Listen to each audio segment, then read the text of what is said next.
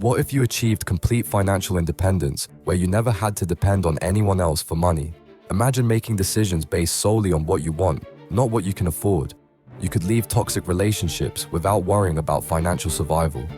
Speak up at work without fear of losing income you desperately need.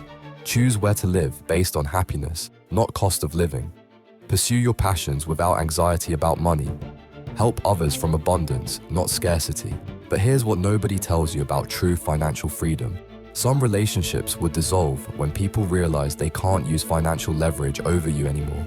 You discover which friends actually enjoyed your company versus your financial assistance. Your confidence would transform completely when fear of poverty no longer drives your decisions. Financial freedom isn't just about money, it's about the complete transformation of how you move through the world when you're truly independent. Money becomes a tool, not a chain.